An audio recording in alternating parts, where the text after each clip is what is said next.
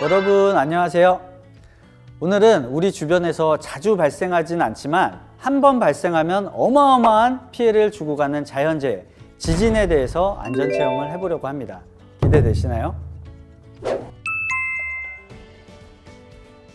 우선 지진은 쉽게 얘기해서 지표가 흔들리는 현상이라고 할 수 있는데요.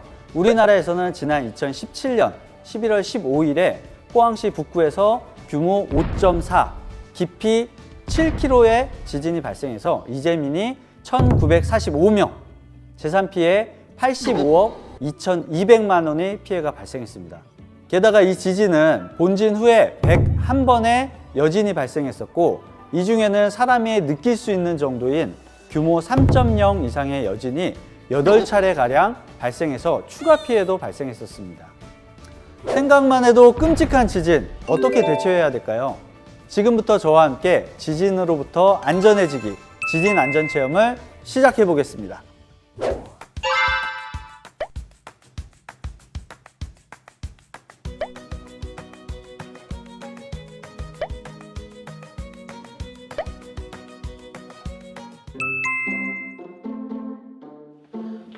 오늘 우리 집 아무도 없는데 우리 집에서 신나게 놀자. 그래. 여기 지진 났대. 엘리베이터 아닌데? 엘리베이터에서 빨리 내려. 여기서 잠깐! 시작부터 난간에 부딪혔는데요. 여러분은 어떤 친구의 말을 듣겠습니까? 그럼 1층을 눌러. 밖으로 나가는 게 제일 안전하다고 했어. 첫 번째, 1층을 누르고 바깥으로 나가 대피한다. 아래층으로 갔다가 무너지면 다 깔려. 맨 2층으로 가야지. 옥상 올라와. 두 번째, 맨 위층을 누르고 옥상으로 대피한다. 아니야, 가까운 층으로 가야지. 버튼 다 눌러. 세 번째, 승강기 버튼을 다 누르고 먼저 멈추는 가까운 층으로 대피한다. 정답은 바로 3번. 지진이 나면 엘리베이터는 추락 위험이 있기 때문에 사용하지 않는 것이 가장 좋은데요.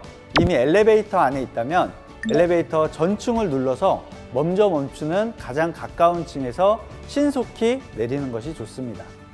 그리고 1층보다는 2층이나 3층이 더 안전한데요. 보시는 것과 같이 1층은 건물 붕괴 시 지면 아래로 매몰될 위험이 있고, 건물 출입구는 사람들이 많이 몰리고 유리벽이 있어서 지진 시 2차 피해가 발생할 수 있습니다.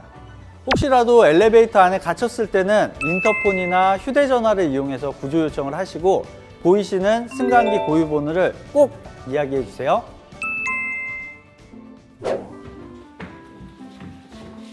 휴, 겨우 집에 들어왔다. 내 덕분에 잘 탈출했지? 그래, 맞아. 가스레인지에 불이 켜져 있어. 불이 날지 몰라. 야! 화장실엔 물이 있으니까 안전하다고 했어. 가까운 탁자 밑이 최고야. 밖이 보여야 나중에 구조 요청을 하지. 집안에서 지진이 발생했군요. 여러분은 어떤 선택을 하겠습니까? 첫 번째, 주방에 불을 끄고 대피한다. 두 번째, 화장실로 대피한다. 세 번째, 가까운 탁자 밑으로 대피한다. 네 번째, 베란다로 대피한다. 정답은 바로 3번입니다. 지진이 나면 건물이 심하게 흔들려 집안에 떨어지는 책이나 물건들에 다칠 수 있습니다. 마이 아파. 주방에 가서 켜져 있는 불을 끄거나 전기 차단기를 내리다가 대피를 못할 수도 있죠. 가장 먼저 가까운 탁자 아래로 들어가는 것이 중요합니다. 보시는 것처럼 탁자 위에 낙하물이 쌓여서 한쪽 부분이 무너져도 안전한 공간이 생기기 때문에 좋은 대피 장소가 될 수 있습니다. 화장실은 물이 있고 습기 때문에 다른 공간보다 벽체가 두꺼워서 안전하다는 이야기도 있지만, 타일이나 거울이 깨지면 파편 때문에 다칠 수 있어서 좋은 대피 장소라고 하기는 어렵습니다. 마찬가지로 베란다도 커다란 유리와 날카롭게 변할 수 있는 난간이 있어서 지진 대피 장소로 적합하지는 않습니다. 여기서 팁을 하나 더 드리면 대피하면서 문을 열어두는 것이 좋은데요. 살짝만 문을 열어두면 문틀이 뒤틀려 문이 안 열리는 현상을 막을 수 있기 때문에 중요하고요. 안 되잖아. 지진이 아니라 화재가 발생해서 건물이 일부 붕괴되는 상황이라면 문을 꼭 닫아서 대피 공간으로 연기가 들어오는 것을 막아야 합니다. 우리 친구들이 머리를 보호하고 있는 물건도 다 다른데요. 위에서 떨어지는 낙하물 중에는 못이나 유리처럼 날카로운 물건도 있기 때문에 이렇게 부드럽고 두꺼운 쿠션을 사용해 주는 것이 좋습니다. 이걸로 팡팡 쳐내면 될 텐데요. 이걸로 팡팡 쳐내면 머리에서 피가 팡팡 날지도 몰라.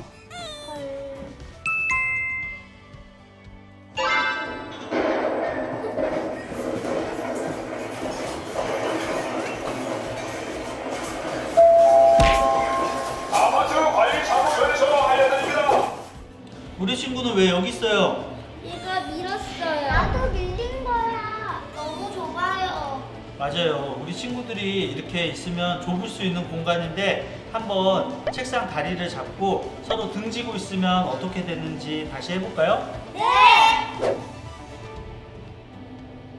지금 보시는 것과 같이 책상 다리를 잡고 있게 되면 서로 등진 모습이 되기 때문에 공간이 더 생기고 책상 다리를 잡고 있어서 몸이 책상 밖으로 나갈 위험이 적어지게 됩니다. 오늘 너무 힘들었어. 빨리 집에 가고 싶다. 얘들아, 이번엔 진짜 지진인 것 같아. 네? 또 지진이요? 우리가 많이 이용하는 차량에서도 지진이 발생할 수 있겠죠? 이럴 때는 어떻게 해야 될까요? 우선 라디오를 켜고 재난 방송을 들어주세요. 터널에서는 비상등을 켜고 천천히 서행하면서 밖으로 이동하는 것이 좋습니다. 해안가 도로에서는 해일이 발생할 수 있기 때문에 내륙 지역으로 신속히 이동하시는 것이 좋습니다. 도로 오른쪽에 차를 세우고 긴급 차량을 위해 도로의 중앙 부분을 비워둡니다. 만약 차에서 내려서 대피해야 할 때는 열쇠를 꽂은 채 문을 잠그지 말고 이동해야 합니다. 주변에 신호등이나 간판 등 낙하물이 없고 경사지지 않은 넓게 트인 곳에 차량을 주차해 주세요.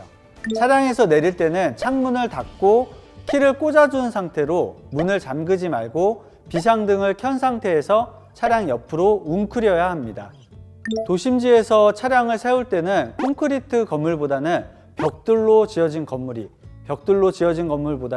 목조 건물이 더 안전하기 때문에 넓은 곳에 갈 수 없다면 목조 건물이 있는 곳에 차량을 정차하는 게 더 안전합니다.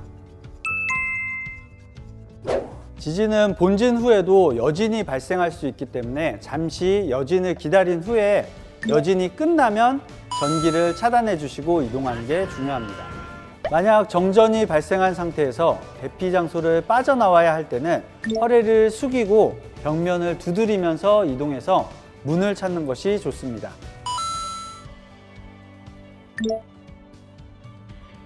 밖에 나온 후에는 앞에 말한 것처럼 여진의 위험이 있기 때문에 가로등이나 창문, 벽면이 있는 곳에서 떨어져서 운동장이나 장애물이 없는 넓은 공간으로 가야 합니다. 자, 여러분, 우리 동네의 안전한 대피소에 대해서 알아놓으면 더 좋겠죠? 안전 디딤돌 웹을 알고 계시나요? 이 웹을 보시면 우리 동네의 안전한 대피소를 알 수 있습니다. 자, 이제 지진 안전 체험은 모두 끝났는데요. 우리 친구들 오늘 유익했나요? 우리나라도 더 이상 지진에서 안전하지 않습니다. 오늘 배운 것 잊지 말고 안전한 생활을 위한 체험 다음에 다시 만나기로 해요. 이 영상은 서울소방 유튜브 채널에서 볼 수 있습니다. 서울소방 유튜브 구독과 좋아요 부탁드리고 다음에 다시 만나요. 안녕.